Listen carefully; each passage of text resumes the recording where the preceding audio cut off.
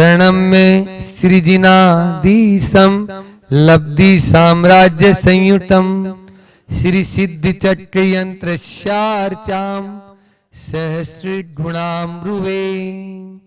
बोले सिद्ध चक्र महामंडल विधान की, मंडी वामोरा के बड़े बाबा आदिनाथ भगवान की, मूल नायक 1008 श्री चंदा प्रभु भगवान की, संत शिरोमणि आचार्य गुरुवर विद्यासागर जी महामुनि राज की, परम पूज्य मुनि श्री 108 दुर्लभ साई निरंजन सागर जी महाराज की।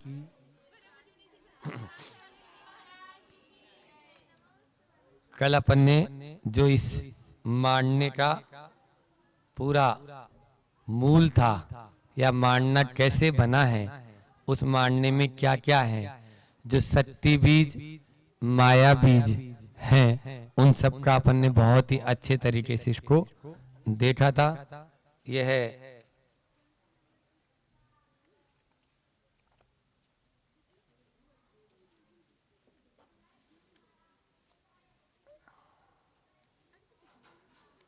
यह सिद्ध चक्र महामंडल विधान कोई सामान्य विधान नहीं है, इतना तो निश्चित रूप से मान के चलें। यह बहुत शक्तियों को लिए हुए है, बहुत शक्तियां इसमें निहित है, इसलिए इसको हर कहीं से ऐसे ही नहीं कि अपन, इसलिए बस इतनी जरूर है, जितनी अपन इसके लिए शुद्धि रखेंगे, विशुद्धि रखेंगे, उतना ही हमारे लिए यह लाभप्रद होगा। लेकिन होता क्या है, हम शुद्धि की ओर ज्यादा ध्यान नहीं दे पाते हैं, और जब शुद्धि की ओर ध्यान नहीं दे पाते हैं तो निश्चित रूप से उतना लाभ नहीं, समय देते हुए भी उतना लाभ हमें प्राप्त नहीं हो पाता है जितना अपन को मिलना चाहिए।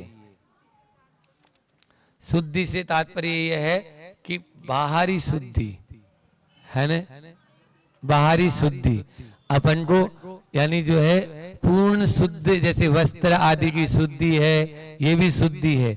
देखो होता क्या है, मन शुद्धि, वचन शुद्धि, काय शुद्धि, आहार जल शुद्ध है, ये टेप रिकॉर्डर बन गया है, ठीक है ना, टेप रिकॉर्डर हो गया। हमने बताया बहुत सारे लोग हैं बाहर के कपड़े बदल लिए, भीतर के बदले ही नहीं है। अब बताइए क्या वो शुद्धि कहलाएगी? क्या पाउडर लगा रखा है, लिपस्टिक लगा रखी है, फिर मन शुद्धि वचन शुद्धि बोल रहे। अभी मंडी वामोरा में भी 3-4 दिन पहले, 5 दिन पहले की बात है, हमने बोला जो का पोत रखो है। और कई बार तो ये भी होता है कि हम पूछ भी रहे हैं, मतलब गंध भी आ जाती है, पूछता ठीक है, लोग भी जान रहे हैं ना, जो अब वो पाउडर धुल जाएगा, अरे वो पाउडर कैसे बनाता, क्या बनाता, क्रीम कैसे, डिओडेंट कैसे बनते हैं, आप देखो। तो हम तो उस समय अंतराय भी कर सकते हैं, और कोई बिल्कुल नो आर्गुमेंट, बिना तर्क के हम आ सकते हैं, है ना, बिना तर्क के आ सकते हैं। क्यों नहीं आ सकते हैं? क्योंकि जहाँ पर हमारे खड़े रहने का स्थान नहीं है, वहाँ आप पहुँच चुके हो, तो फिर कैसे हम आपसे ले लेंगे? और आप सबसे ही तो आप अपना संपर्क बना चुके हो।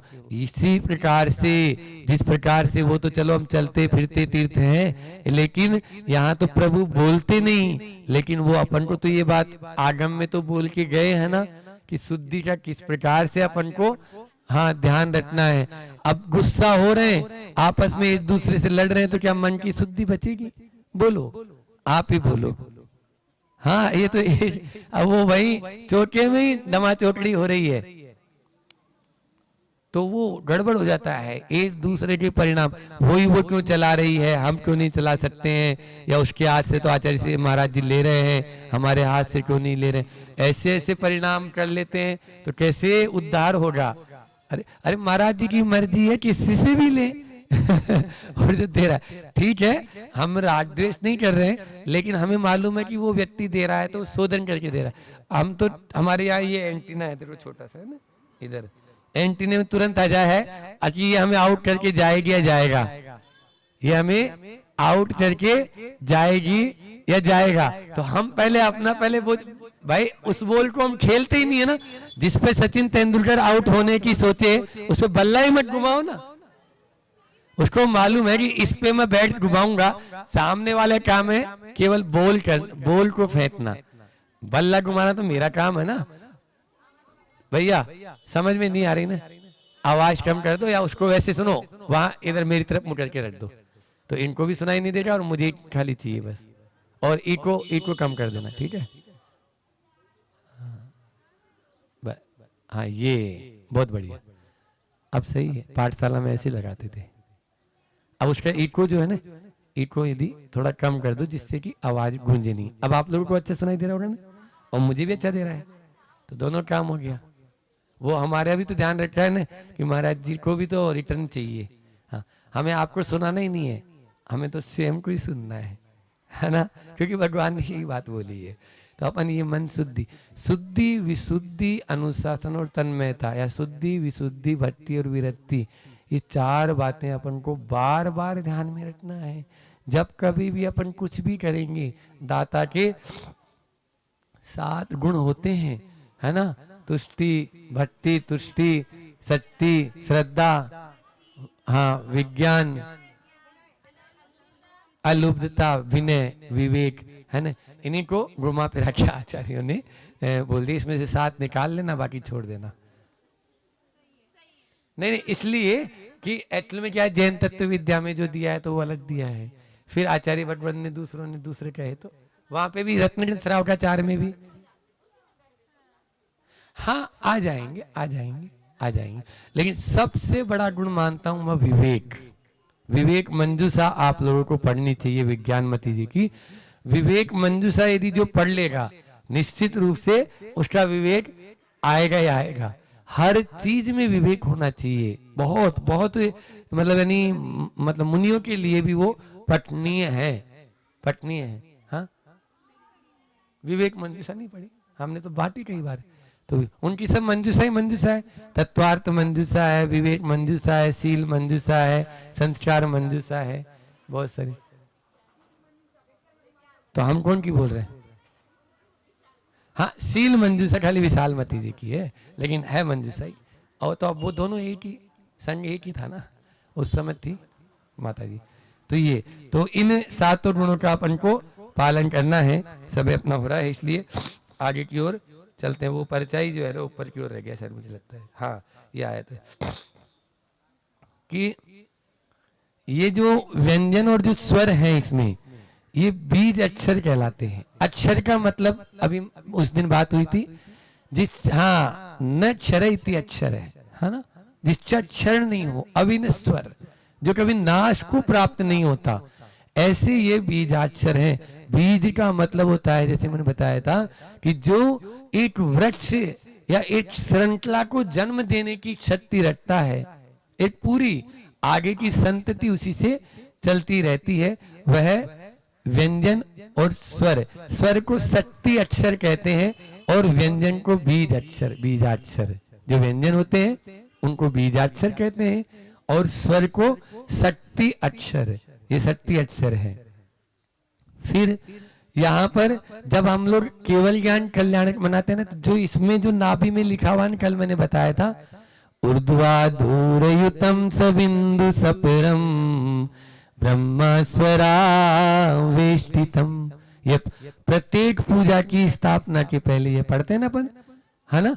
तो इसी श्लोक के माध्यम से होती है। इसमें पूरा का पूरा यही यंत्र मातृका यंत्र आ गया। इस मातृका यंत्र में बीचों बीच, जिसमें ऊपर भी रेप हो नीचे भी रेप हो, बिंदु से संयुक्त हो, ऐसा उसको ररम बोलते हैं। ररम, ररम है ना, ररम। तो ये ररम है ना, अरम नहीं बोलेंगे। तो इसको केवल ज्ञान जब भगवान को होता है ना, तो सबसे पहले जब उनके शरीर पर हम कोम आम ये लिखते हैं, राम, ये नेत्रों पे क्या लिखना है, ये क्या लिखना है, तो नाभि पर सबसे पहले जो बड़े महाराज जी होते हैं, आचार्य श्री स्वयं, ये ररम लिखते हैं नाभि पर। मातृका, मातृका, मातृका, बीजा, व्यंजन जो है वो बीजाक्षर है, स्वर जो है नाभि, नाभि नहीं, मातृका मंत्र है ये, मातृका मंत्र। हाँ, मातृका मंत्र है, यानी मतलब यानी माता के समान ये सारे के सारे अक्षर हमारे, इसको मातृका यंत्र भी यही है। तो मातृका यंत्र के माध्यम से जब कोई भी स्थापना होती है, कहीं पर भी शिलान्यास वगैरह होता है, इस यंत्र की जरूर वहां पर स्थापना की जाती है, आराधना की जाती है। क्योंकि ये अब ये जो है रीम जो है उसमें ररम आ गया। ररम क्या हुआ? वह केवल ज्ञान कल्याणक के दिन जो नाभि पर लिखा जाता है, मतलब ये एक तरह से पावर हाउस है। इसके माध्यम से ही सारे के सारे मंत्र प्रस्फुटित होते हैं। फिर उसके बाद में ऐसे लेके अकार से लेके हकार तक पर्यंत 8 पंखुड़ियों पर कल अपन ने किया था कि पूर्व दिशा की ओर क्या है, आग्नेय दिशा, दक्षिण दिशा, पश्चिम दिशा आदि आदि जो भी दिशाएं, 8 दिशाओं में 8 कमल 5 अंबु पत्रम यानी मतलब कमल के पत्र की रचना कर कर उस पर अपन ने पूरा लिखा। एक पांखुड़ी पे, सबसे पहली पांखुड़ी पे क्या लिखा, कोई बताएगा? कल ये लोग आए तो थे सब, बोलो। ऐसे लेकर स्वर पूरे, पहली पांखुड़ी पे आकार से लेके अह तक 16 स्वर। फिर दूसरी पे कवर्ग, तीसरी पे चवर्ग, चौथी पे टवर्ग, पांचवी पे तवर्ग और छठी पे पवर्ग, और फिर अंतस्थ यरलव और अंतिम 8वीं पे उस्मान श है। इस तरह से 8 कमलों की पांखुड़ियों पर यहाँ पर इस यंत्र में विराजमान है। आज अपन ने दोपहर उसका रिवीजन भी कर लिया है। फिर उसके बाद में बाहर में देखो जो ये होता है मांडना, आप लोगों के पास में होगा, किताब में है वैसे 4-5 नंबर पे। ये वाला जो मांडना है ना, इस मांडने में बाहर में देखो ये रीम जो है ना, तीन लाइनों से व्यवस्थित है, ये है ना रीम है। ये 3 लाइनें जो है वो है सृष्टि न्यास, स्थिति न्यास और संहार न्यास। सृष्टि न्यास, स्थिति न्यास और संहार न्यास, ऐसी ये न्यास की है ये 3 लाइनें जो उत्पाद, व्यय और द्रव्य उसको बता रही है। जो ब्रह्मा, विष्णु और महेश इन तीनों को बता रही है। संहार न्यास, बहुत सुंदर, बहुत सुंदर। हाँ, न्यास लगा लेना, बाकी लिख लो।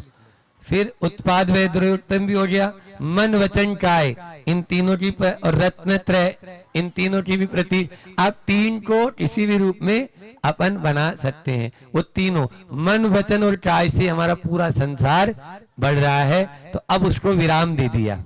रीम 24 तीर्थंकरों की शरण में आ जाओ। रीम 24 तीर्थंकरों का प्रतीक है, उसकी शरण में आ गए। और वो रीम भी कैसा है, उसके आगे 3 जो है वलय हैं, अंतिम 3 वलय है ना, बाहर में देखो।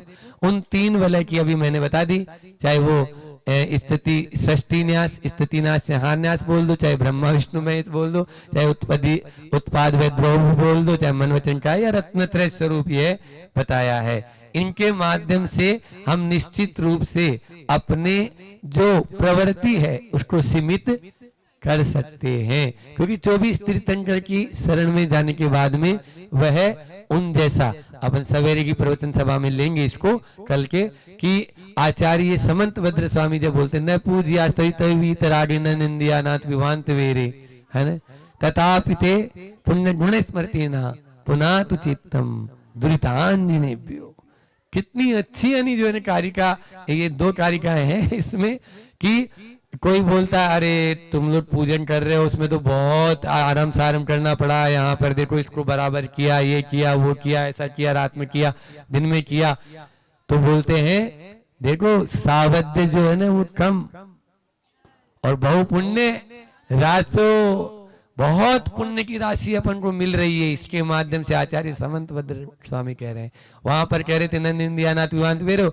देखो आपको भगवान से कोई मतलब नहीं है, भगवान तो वीतरागी हैं, उनके सामने आप जाके उनके गाली बको तो प्रसन्न, मतलब यानी जो है दुखी होने या आपको यानी जो है आपके प्रति कुपित होने वाले नहीं है। और आप उनकी आरती उतारो तो प्रसन्न होने वाले नहीं है, न वो देते लेते हैं और न आपकी स्तुति और इनसे यानी जो है वो प्रभावित होते हैं। लेकिन उनकी स्तुति करने से हमारे कर्मों का क्षय जरूर हो जाता है। यहाँ पर यही बात कह रहे हैं, इसलिए इन बातों को अपन को फिर देखो अनाहत शब्द हर उसमें आया। जब भी अपन अर्घ चढ़ाते हैं ना, एक अर्घ में जब भी कोई अनाहत, देखो सिद्ध चक्राधिपते अनाहत, है ना, महाराज जी बोलते हैं ना, ओम ह्रीम अनाहत पराक्रमाय सकल कर्म विप्र मुक्ताय सिद्ध चक्राधिपते श्री सिद्ध परमेश्वर, है ना। तो इसमें अनाहत जो शब्द है वो मतलब आघात नहीं पहुंचाना। हमें किसी को आघात, यानी मतलब जो सिद्ध परमेष्ठी भगवंत होते हैं उनको किसी के द्वारा आघात भी नहीं पहुंचता है और वो न किसी को वो आघात पहुंचाते हैं। इसलिए अनाहत, आहत यानी आहत का मतलब आघात, यहाँ पर यह अर्थ है। अपन को इसके बाद में दूसरा जो ऊर्ध्वाधोर्युतम सबिंदु कल ले लिया था, आज अपन उसके आगे वाला और ले लेते हैं, ठीक है ना। आगे वाला पेज नंबर 82 पे आप लोग देखें।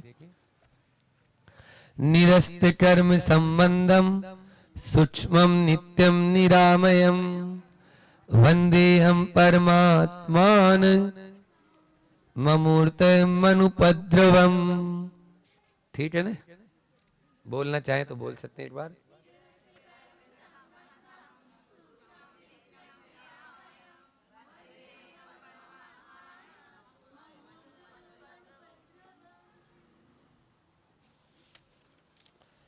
इसके बाद में अब इसका अर्थ देखो, बहुत अच्छा है। निरस्त कर्म संबंधम मतलब जो कर्म संबंध को निरस्त कर चुके हैं करने वाले, ऐसे। और कैसे हैं? सूक्ष्मम, सूक्ष्म है, स्वभाव की अपेक्षा से नित्य है। फिर निरामय, निरामय का मतलब जानते हो, हमारे यहाँ निरामय सागर जी महाराज हैं। हाँ, निरामय का मतलब निरोध भी है, निरामय भी है। हाँ, दोनों का अर्थ, हाँ अब दोनों का अर्थ एक ही है, निरोध, है ना, रोग से रहित। निरामय, आमय, आमय रोग को बोलते हैं, ठीक है ना। तो आमय निरामय, नि आमय, तो रोग से रहित। ऐसे कौन से रोग से?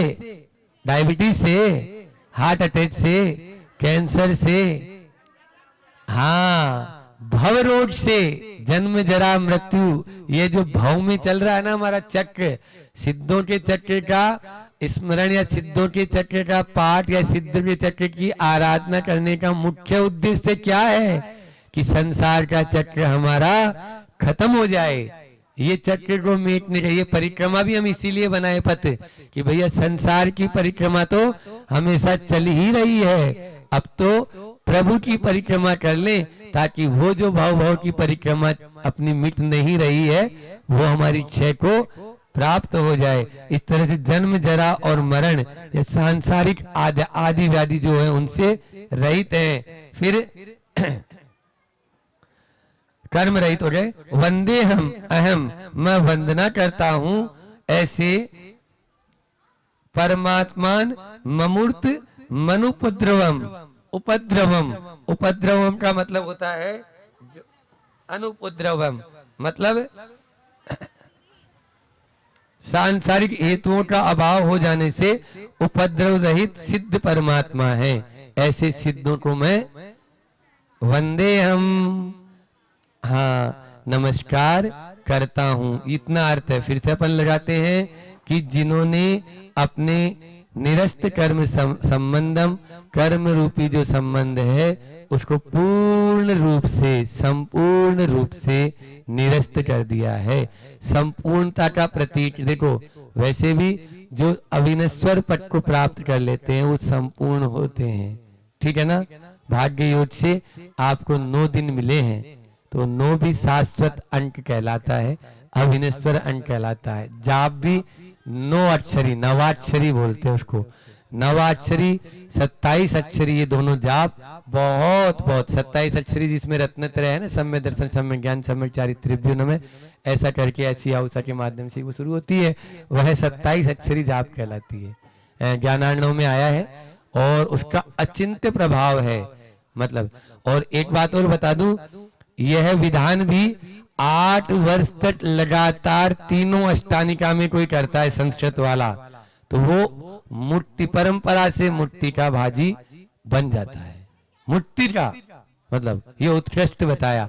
इतना नहीं बने तो दो मतलब यानी 2 अष्टानिका करें, और नहीं तो जघन्य रूप से एक तो करें ही करें, है ना। ये सा सुना है हमने।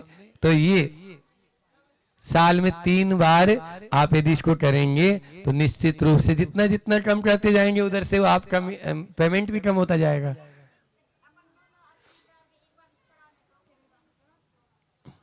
नहीं नहीं, उसको 9 बार तो बोलना जरूरी है ना। हाँ, अब हमने तो उस हिसाब से भी किया है कि पूरा 9 बार जल बोलेंगे, फिर 9 बार चंदन, फिर 9 बार, हाँ पहले सारे मंत्र ऐसे ऐसे किए हमने पूरे, वहां पर बहुत देर लगती थी। फिर अभी जो है ना ये वाला हो गया। एक पुण्याह वाचन होता है, वो भी कल से अपन करेंगे। आज करना था, कल भी भूल गए थे, आज भी भूल गए, कल से करना था पुण्याह वाचन, तो वो भी तो वो अपन करेंगे, ठीक है ना। चलिए अगली एक कारिका और ले लेते हैं। हाँ वही करेंगे कल से। अच्छा, उसमें भूत भविष्य वर्तमान तीनों कालों के तीर्थंकरों के नामोल्लेख हो जाते हैं तो अच्छा लगता है, वो बढ़िया भी है मतलब। और प्रियंताम प्रियंताम धारा वाला जो होता है, हाँ फेरे वगैरह होते हैं तब भी होते हैं, वो विवाह आदि होता है ना उसमें भी। हवन हवन हवन, वो हवन में ही था मुझे याद, लेकिन फिर बाद में मालूम चला कि नहीं प्रतिदिन भी कर सकते हैं उसको, तो अच्छा। चलो एक गाता एक कारिका और लेते हैं। तो ये हो गया ना, निरस्त क्रम संबंध हो गया, सूक्ष्म है, नित्य है, ठीक है ना। हाँ नित्य स्वभाव की अपेक्षा से वे नित्य ही रहते हैं। फिर वैसे तो कोई भी ये समझ ले षड्गुणी हानि वृद्धि सब जगह है, सर्वत्र है, लेकिन यहाँ पर स्वभाव उनका जैसा है वैसा ही रहता है। निरामय भवरोग से, जन्म मृत्यु जरा मृत्यु से दूर है, ऐसे परमात्मा है, अमूर्त है और अनुपद्रवम और उपद्रव से रहित हैं, ऐसे उन सिद्ध भगवंतों को बार बार मैं करता हूं। सटलामरेंद्र सेव्यम ज्ञानामृत पान तृप्ति निज भावम संस्थापयामि सिद्धम कर्मानलदावमी भोगम।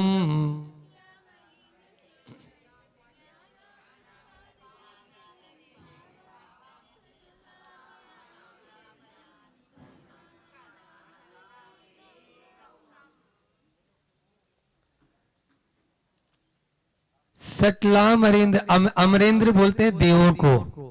तो चतुर्निकाय के देवों के द्वारा, सकल यानी संपूर्ण देवों के द्वारा सेव्यम, जो उनके द्वारा सेवित हैं, मतलब वो उनकी सेवा में, उनकी परिचर्या में, उनकी पूजा अर्चना में, उनकी आराधना में 24 आवर्स इंटू 7 डेज, ठीक है ना। अस्पतालों के बाहर लिखा हुआ रहता है 24/7, मतलब अहरनिश, रात दिन ऐसा समझ लो है। हाँ मतलब 7 दिन का मतलब ये है कि अब वो तो पूरे ही हो गए ना, क्योंकि 7 दिन के बाहर तो कुछ जाना ही नहीं है, फिर से सोमवार आ जाएगा। ऐसा चलिए, ज्ञानामृत पान तृप्त निज भावम, मतलब है ज्ञान रूपी अमृत का पान करने से तृप्त निज भावम, मतलब निज स्वभाव में ही तृप्त रहने वाले हैं, इधर उधर मुंह नहीं मारते अपनी तरह। सीधी सीधी बोल दी हमने तो, देखो कोई बुरा तो लग जाएगा हमारा। जैसे अब इधर चोटी लगी है, हमारे यहाँ चोटी नहीं लगी है, इधर ऐसा लगा है, उधर ऐसा, तो ऐसे नहीं करते वो सिद्ध परमेष्ठी भगवान। समझ में आ रहा है ना।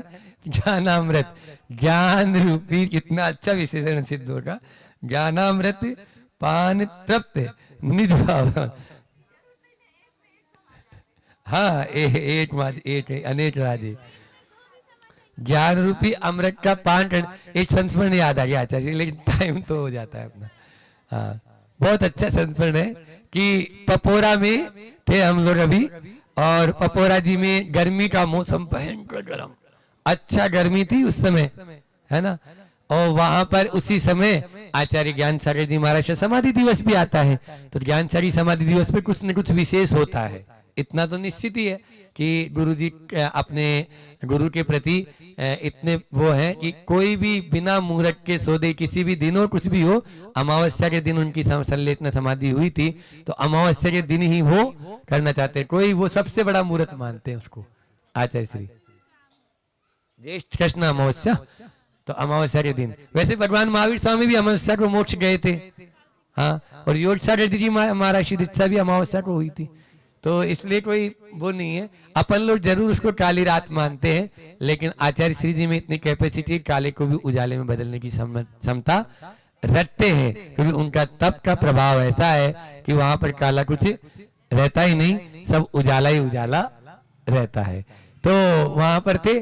अब उस समय जयोदय महाकाव्य जो आचार्य ज्ञान सागर जी महाराज का बहुत ही अद्भुत और अनुपम काव्य है, उस काव्य के ऊपर अजैनों के द्वारा संगोष्ठी रखी गई है ना। सारे अजैन विद्वान आए थे।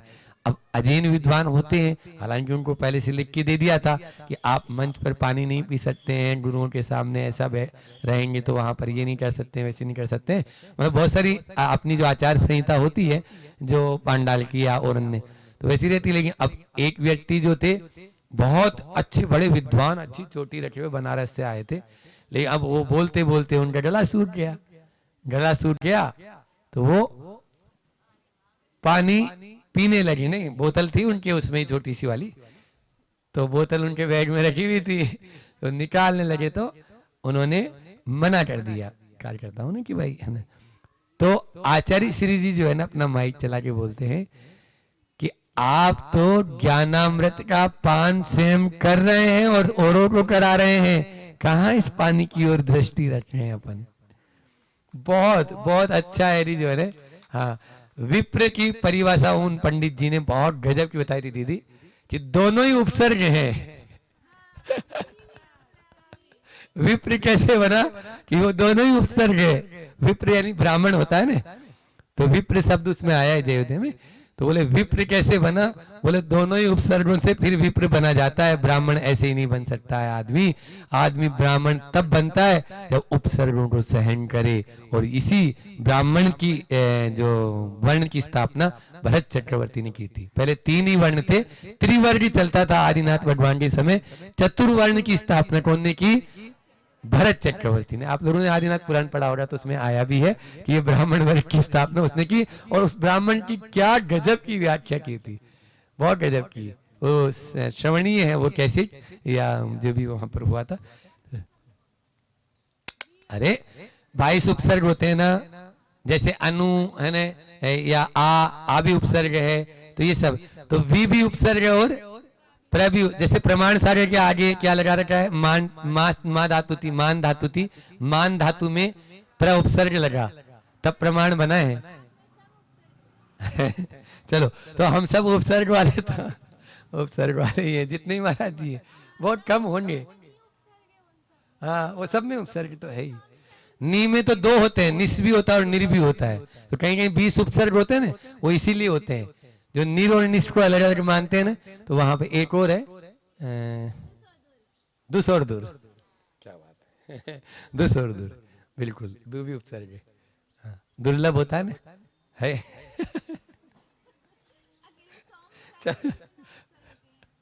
अभी वाले भी और भी होंगे, नहीं और भी ऐसे चिन्मय है, और भी तो पहले तो हाँ समता, और भी मतलब अभी की पीढ़ी में तो सौम्य सागर जी ना उपसर्ग थे 7 में से। इसको बताएंगे, बहुत अच्छा है ये उपसर्ग आदि भी। चलो तो इसका अर्थ अपन लगा रहे थे, सतला मनेन्द्र सेव्यम जो सर ज्ञानामृत पान तृप्त निज भावम। इसीलिए तो हम कहते हैं ना कि आप लोग रात्रि भोजन का त्याग मत करो, रात में भोजन किया करो, रात में पानी पिया करो। यहाँ पीते भी नहीं है और खाते भी नहीं है। ज्ञानामृत का पान करो, यह निश्चित रूप से आपके लिए तृप्ति देने वाला होगा। एक समय सार की कारिका, एक स्टोपदेश की कारिका हिला देती है अंदर तक। अपन यदि अपने स्वयं में अनुभव करेंगे तो ये किसी को सुनाने के लिए या किसी को दूसरे को दिखाने के लिए नहीं हो सकता है। अपने आप में आप देखते ना, हम लोगों को 104 उस समय बुखार यहीं पे भी आया था, तो कुछ नहीं, अपने बस पढ़े आराम से, एक कारिका ले ली, पता ही नहीं कौन आ रहा है कौन जा रहा है, अपन को किसी से कोई मतलब नहीं है। हाँ, अंत समय आ जाए तो भैया बस कंठ अवरुद्ध नहीं हो, ऐसी भावना है। और बाकी तो तुम्हें 107 तक भी ले जाना हो तो ले जा आराम से, कोई दिक्कत नहीं है टेम्परेचर को।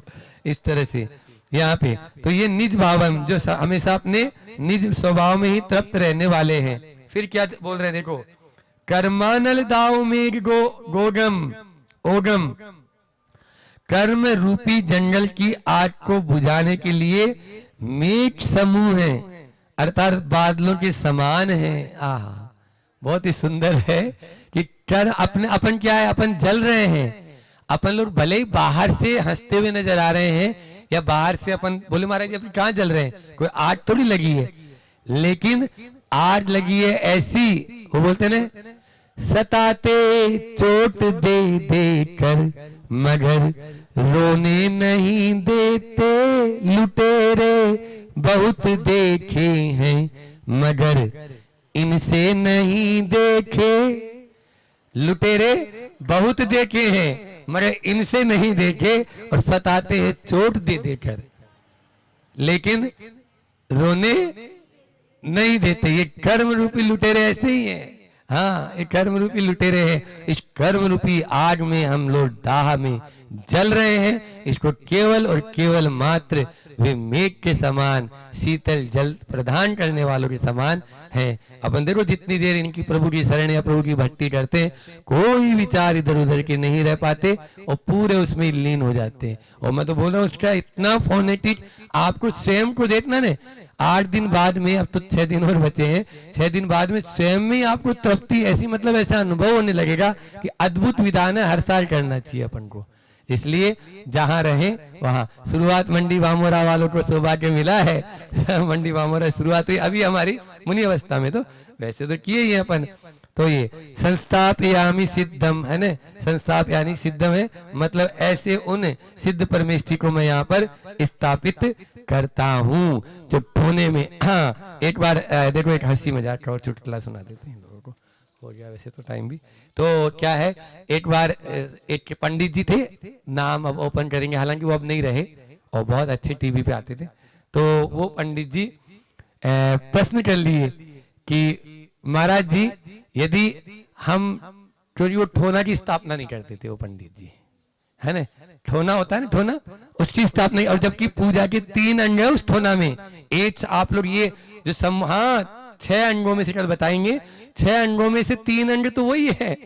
पहला है अभिषेक, दूसरा आह्वानन, तीसरा स्थापन और चौथा सन्निधिकरणम, फिर अष्टद्रव्य से जो अपन पूजन करते हैं, पूजन और विसर्जन, ये 6 अंग है। अब 6 अंग में से 3 आपके 50% उस टोना में। तो उन पंडित जी ने प्रश्न कर लिया शंकर समाधान में कि महाराज जी, अगर हम ठोना की, जैसे आप कोई चौके में जाएं और वहां कोई आपके यहाँ ठोना की स्थापना, क्योंकि आप तो साक्षात विराजमान है ही वहां पे, पाटे पे विराजमान ही हो गए, तो ठोना की स्थापना नहीं करें तो आप क्या करेंगे? तो आज प्रमाण सही महाराज बोलते हैं, हम अपनी स्थापना दूसरे चौके में जाके कर लेंगे।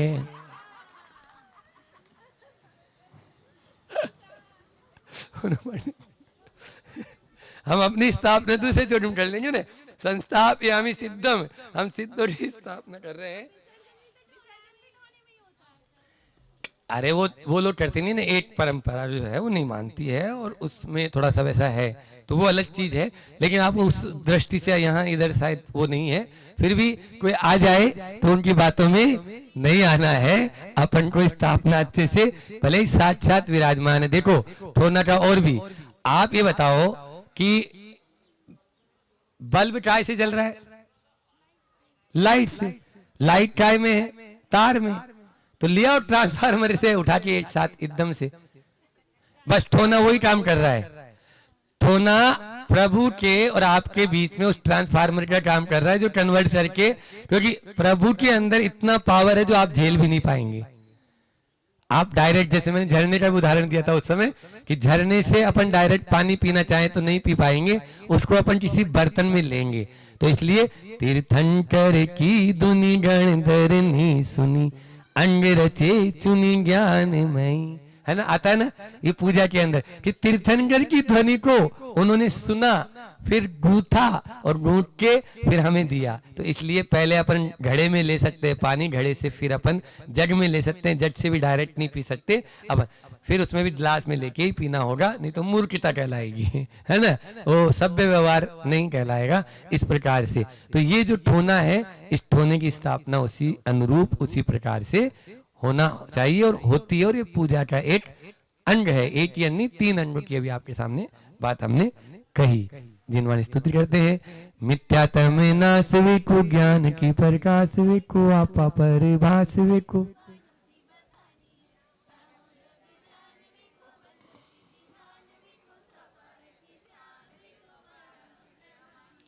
अनुभव बताए वेको, जीवों के जताए वेको, काउन सताए वेको, जहाँ तहाँ तार वेको, सुख विस्तार वेको, यही दिन जावाणी के ज्ञान ते सूझे लोकालोक, सोवाणी मस्तक नमू सदा देते हूँ डोट, हे जिनवाणी भारती तो ही जपू दिन रैन, जो तेरा शरणा गए सो पावे सुख चैन, देव भजू हरिहंत को गुरु सेवा निर्घंत, दया धर्म पालो सदा यही मोक्ष का पंथ।